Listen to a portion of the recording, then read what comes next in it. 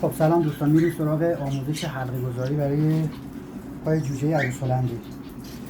جوجه عروس وقتی به سن 6 هفتگی رسید که پنجه پا هنوز نرم هست، 3 تا انگشت رو بگیرید رو به جلو، پلاک رو آروم بزنید که 3 تا انگشته. یه انگشت میمونه عقب، نگاه کنید، یه انگشت میمونه عقب.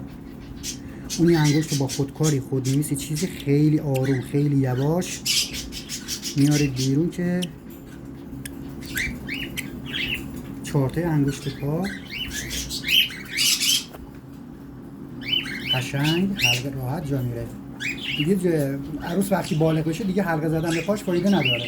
اگه گوشات بزنی میفته، تنگم باشه که دیگه جا نمیره، رو پنجاش سوار نمیشه. با همین راحت